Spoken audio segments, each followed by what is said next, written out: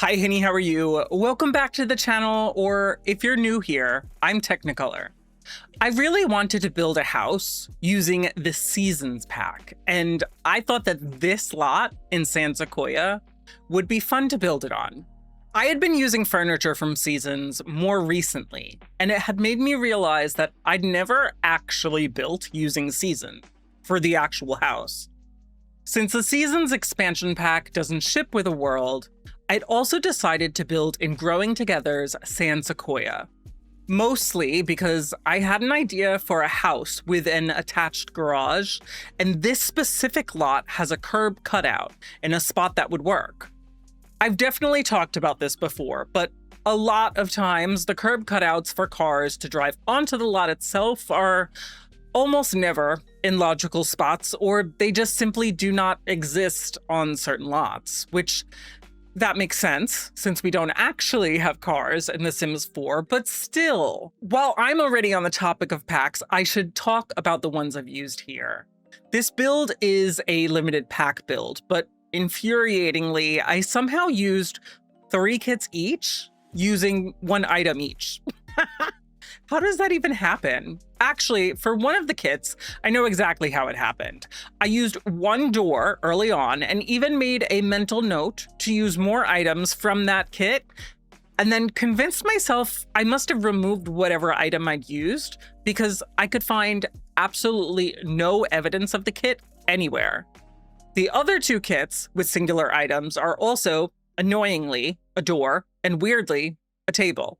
Yeah, so definitely not my best work in terms of selecting packs, but what are you gonna do?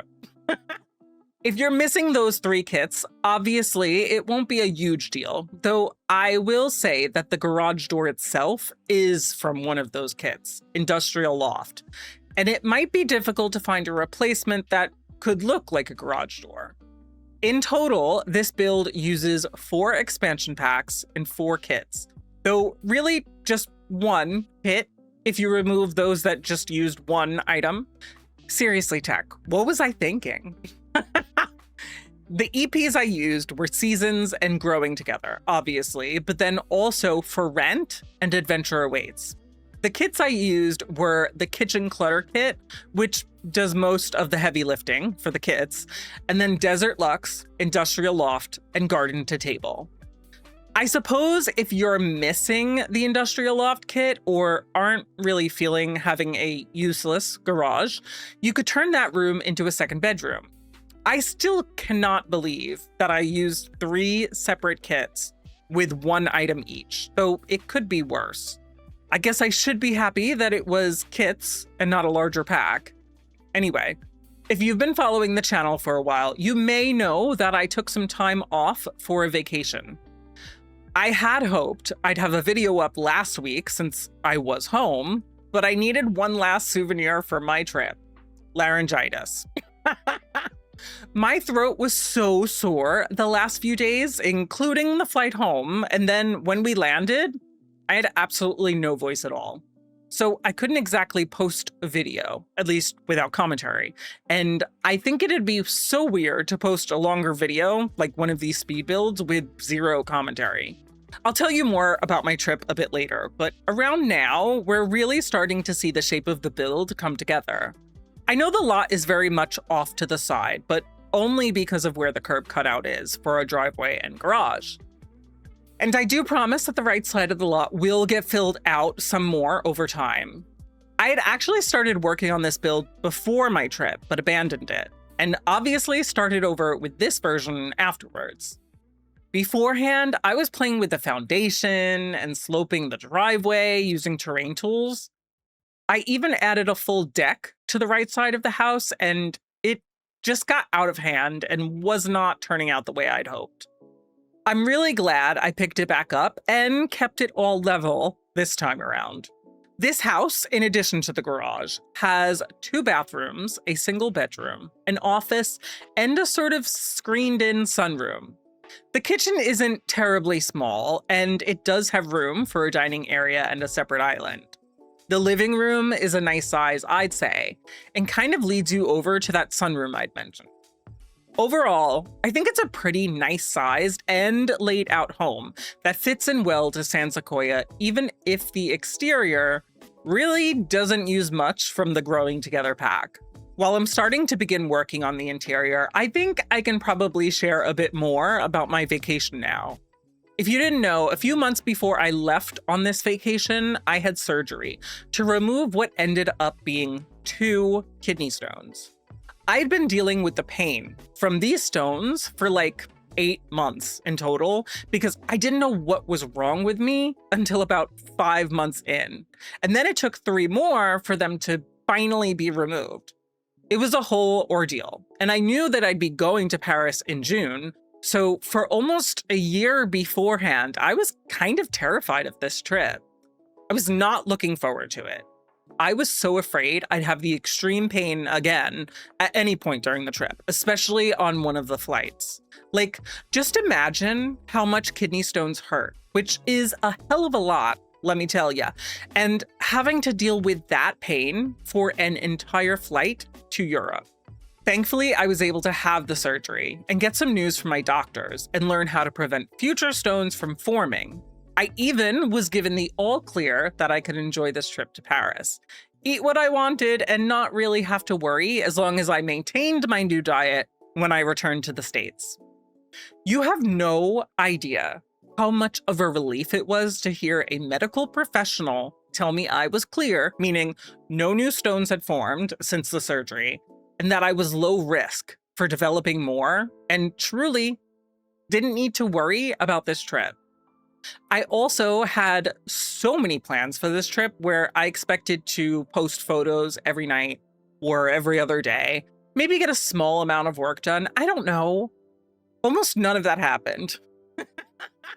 Which might have actually been a good thing because it felt like I could just relax.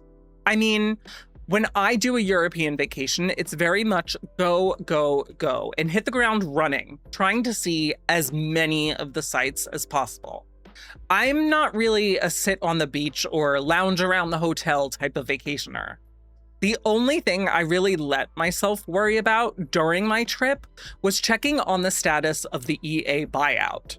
If you didn't know already, Electronic Arts, or EA, is the publisher of The Sims, and last year, they announced that they would be going private in a $55 million sale later this year. I was so hopeful that I'd hear news of the buyout being canceled or stopped while I was away in Paris, but it turns out that wasn't the case. When I'd left, the last I'd heard was that the deadline for this buyout going through was the end of June. It's now the end of June, and if I'm understanding correctly, the deadline has been extended until July 30th. Now, you may be wondering why I've been following this so closely and why I hope that the buyout doesn't go through. My stance is also probably surprising because I am in the Sims Creator Program. That watermark you see in the corner of your screen right now is there because I've built using packs that were provided to me by The Sims. I'm not paid to play The Sims, and while I do sometimes receive packs for free from The Sims, it's more to be able to use my position as a creator to share what's coming in these new packs with my community. My hope is that I can explore each pack, sometimes in early access, in a way that will help you decide if it's even worth your money. I will say that as members of the Sims Creator Program, we're encouraged to give our honest thoughts on the game, even if it's not always positive. And my stance on this buyout is not positive. And I truly hope that it doesn't impact me as a member of this program, because I really do love The Sims.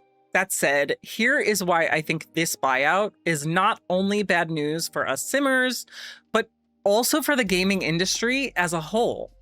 Even if you have never played The Sims or you aren't interested in any other EA titles, this buyout is a big deal. Aside from that $55 million price tag, this sale is technically considered something called a leveraged buyout. EA is likely to paint the picture that this is good news, and these buyers will be helping EA with their debt so that our games can be improved. That's not exactly the truth, though. The buyers in this sale will need for their acquisition of EA to be worth it, which means they're not just going to help EA out with their debt out of the kindness of their hearts. Instead, there are likely going to be repercussions felt throughout the gaming industry if this sale goes through, simply because of the precedent it will set. This could, after all, be the largest leveraged buyout in history if it goes through. I think it might be easier to explain my fears in terms of how it impacts just us as Simmers first. Currently, we have a lot of downloadable content for The Sims 4, including expansion packs, game packs, stuff packs, and kits. As you probably are well aware, playing The Sims 4, once you add on this extra content, can become quite costly.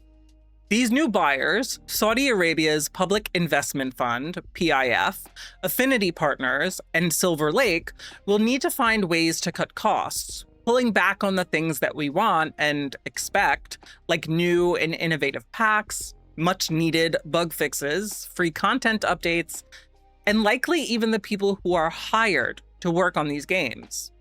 Instead, they're going to be focusing on new and aggressive monetization schemes. Are you aware of the marketplace? This is a new area in The Sims 4 where you can exchange your real-life money for a virtual currency called moolah, and use that to pay for things called maker packs. The maker packs can't be found elsewhere, and it's essentially paid custom content that's available directly through The Sims 4. The makers of these packs are custom content creators who are selling exclusive content through the game, which sounds like a good thing, right? Players who have The Sims 4 on console can't mod their games or add things like custom content. So this is a way for those players to be able to purchase items created by these makers. It's being paraded as a win for all of us, because it's a safe way for anyone to be introduced to custom content. You don't need to go to another website, download anything from that website. It's all within the game, and any Simmer can now access it because it's on the marketplace. However, you may not be as aware of how the marketplace was launched. Originally, they pulled all kits from other storefronts, whether they were creator kits, kind of predecessors to maker packs, or kits that were directly from The Sims. All of these kits were going to be, and for a short time were, moved to the marketplace, meaning you couldn't find them on Steam or Epic Games, only within the game itself. Plus, you now needed to purchase moolah, that virtual currency, in order to buy anything on the marketplace, whether it was a kit or a maker pack. Depending on where you are in the world, that meant that you might be paying even more for kits than you had been before, because you had to purchase moolah first. Well, this is exactly the type of thing that you can expect to happen if this buyout goes through. Sure, are maker packs good for Simmers? Yes, especially if you consider the fact that now console players essentially are getting approved custom content access. But it's how the marketplace and moolah was introduced that's the issue. They've since pulled kits from the marketplace and put them back on all storefronts after a lot of Simmers complained. But that was only step one in paving the way for what's to come if this buyout goes through. Plus, if you're more of a casual Simmer, maybe you were just bored and stumbled upon my video and are getting way more than you bargained for when you clicked play. But you may not know that a lot of Simmers have been boycotting the newer packs since the buyout was announced, or that others, including a fair amount of Sims creators, either who left the program or are boycotting the game or abandoned The Sims as a whole. Especially because it seems like out of all of the franchise games under EA, The Sims players are unfortunately making the most noise about this buyout, so why care? Another major reason why you should care is because this could drastically change The Sims. While other games, like those sports genre games, might not be as impacted, the buyers in this sale are not exactly aligned politically. For instance, if this buyout goes through, the PIF would have an overwhelming majority stake in EA. And Affinity Partners is an investment firm founded by Jared Kushner. I'm not entirely sure of the political standing of Silver Lake, but this doesn't bode well for how progressive The Sims is. We've seen so much representation, not just queer representation, come to the game in recent years, and all of this could be impacted. These new buyers could choose to leave the game as is, or they could prefer to wipe certain things from the game or existing packs, or be more conservative when it comes to representation and human rights within the game going forward. Plus, if we go back to our previous concerns about monetization and potential budgetary cuts, it's possible The Sims will be leaning on makers for bringing new content to the game, and we'll see less packs. Or, even worse, we'll see AI content coming to the game because there will be less real-life artists, the people working on these games, on the payroll. We really don't know what to expect from this buyout if it goes through. And other than The Sims being pretty vocal about their values since the buyout was announced, there isn't much hopeful news for us. Sorry to be a downer here, but this buyout is honestly really scary for gamers because it's not just The Sims, but a ton of games that EA publishes, and these new buyers would have overwhelmingly majority control over. Again, this could change the gaming industry as a whole, and not for the better. I'm going to share a link in the description of this video to a website with more information and details on how you can help block this deal. But with that, I'm going to thank you for letting me go on this rant. Actually, I should probably tell you a little more about my trip to Paris, too. We were very lucky that there wasn't a heat wave while we were there, because I think there was one right before we went and another one right now. I cannot imagine how people are dealing with the heat over there now, because it was really difficult while I was there, and it wasn't as hot. Aside from the heat, though, I had a nice time. Personally, I was very worried about the food, since I have some dietary restrictions and some general pickiness, but the food that I had was still good. I went with my boyfriend Andy and his parents, and they definitely ate more diverse foods than I did, like escargot. But the less adventurous meals I had were still tasty. I had kind of resigned myself to just being able to eat croque monsieur and beef bourguignon, which I still cannot pronounce to save my life. I'm sorry. But I found out pretty early on, I didn't even like croque monsieur, though the other things really didn't have much to worry about after all. We usually go on a food tour whenever we do a trip like this, and this tour, I was able to eat most of it and enjoyed most of it. My boyfriend's family had also booked a pastry making class for all of us, and that was another highlight of the trip for me. We also got to take home the croissants and pain au chocolat we made, which I'm sure sweetened the adventure. If you're planning a trip to Paris, I can highly recommend Secret Food Tours. We went on the Le Muraille food tour with Ash, as well as the French pastry class at Studio Patisserie. We studied under Chef Leo. Oddly enough, a few of the attractions that I had expected to love fell far below some of the other attractions we'd been to that I adored. For instance, I had such a great time at Musée d'Orsay, while I wasn't the biggest fan of the Louvre. I also loved the catacombs, where it was kind of a self-guided tour with this audio device that provided voiceover and ambient music that truly made the experience. Then there were other things like the Eiffel Tower, which I expected to enjoy, but didn't realize how much I'd enjoy it. The view was spectacular, but the experience of getting up there, and we took the elevators, was still phenomenal. He said he added this to the trip to kind of sway me to want to go to Paris, but my boyfriend Andy also added on 2 days at Disneyland Paris for the two of us. This trip also coincided with his birthday, so I'm sure that was more of the reason, but still, we loved it. It was interesting for me to see the differences between Disneyland in Paris and Orlando's Disney World. And even though it was definitely not at the level of Walt Disney World for me, I still had an amazing time there. We actually went to both of the parks there, and I think I enjoyed the rides at the second park, Adventure World, I think, even more.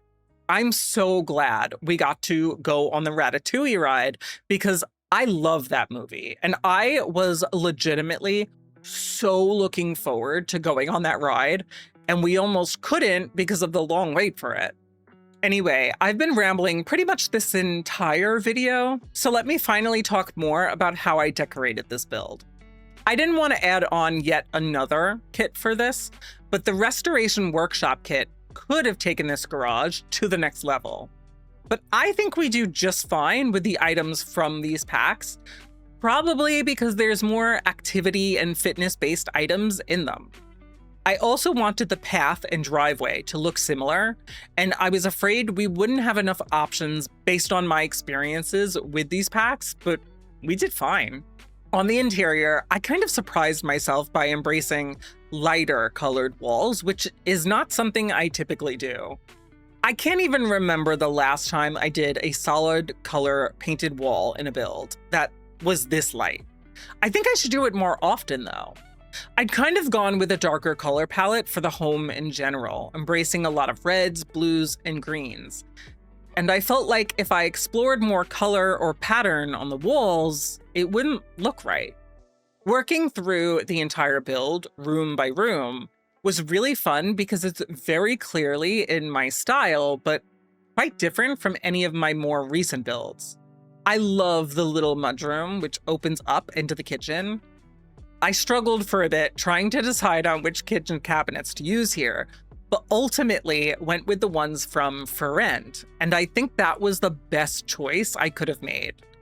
I was absolutely delighted to see that I could still use some upper cabinets and get to use that left end upper cabinet, which has the paper towel roll built in, and it's right near the sink, and it just looks so intentional. Given that this is a smaller sized kitchen, including the island and those upper cabinets makes this room look as if it were designed with things like use and space limitations in mind. The dining room, which is literally just a table, feels like it fits in really well here, while in reality, I spent so much time looking for a dining table that wasn't too big, but also felt like it would have space around it and not make this space look cramped. I think when I was building that, I misremembered what kit this table was from. And I think I thought it was from the kitchen clutter kit, while it's actually from the garden to table kit. So this is one of those 3 kits that just uses a singular item. I feel so foolish that not only did that happen to me once in a build, but 3 times? Like, come on. The other 2 kits just use doors. The garage door was from the Industrial Loft kit, and the other one is a door from Desert Luxe that opens up the living room into the sunroom. This living room, too, came together very easily. I am a big fan of the furniture from Adventure Awaits, though I do wish we had some more variety within it, so we could have some options without the rustic look or the stickers on them. The seating here just works perfectly for this space, and even though they're all lighter, I think it helps to add a sense of airiness to this big room that would have otherwise felt dark and almost cavernous. I almost went with a darker shade for these seats, but I'm really glad that I didn't. The sunroom was something I'd planned for early on, but wasn't truly sure what I'd do with it until later on in the build. I think using this set from For Rent and keeping this room darker other than the flooring makes this room feel like it kind of embraces the world. Like, it feels very much like a part of the overall look of the building, especially the outside, using this mixture of Seasons, Adventure Awaits, and For Rent. Yet it doesn't feel out of place within Growing Together's San Sequoia, particularly in this neighborhood.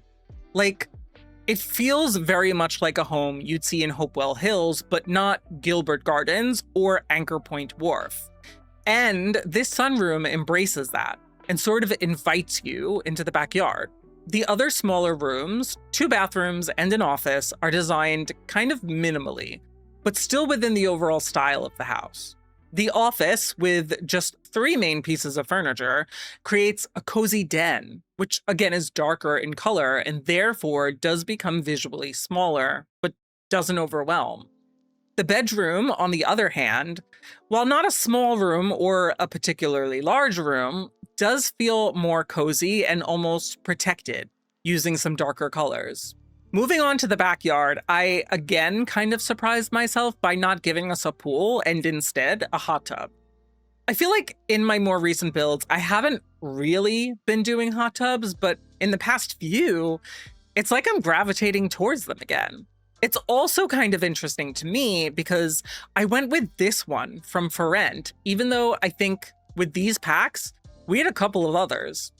I just thought it fit in very well with the stone accents of the wall and columns, and with the leaves, definitely embraced nature. And that's kind of what this build ultimately does, in my opinion, embrace nature.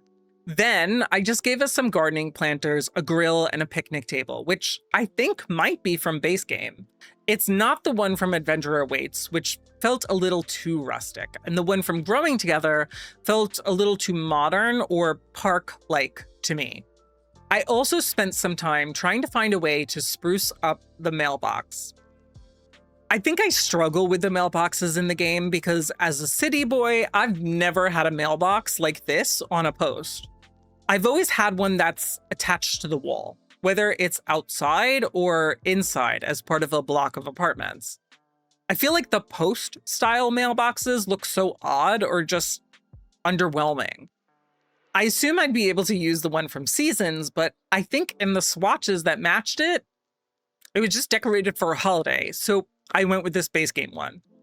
I hope this still works, but I sized down a decorative planter from Growing Together's debug, so it wouldn't interfere with your access to the mailbox, but would still help do something to it.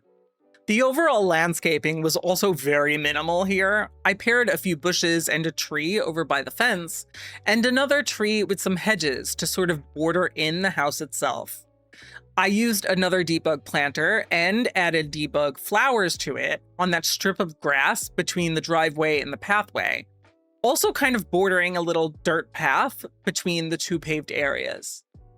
I'm pretty pleased with how this house ultimately came together, especially after not having built for the entire time that I was away.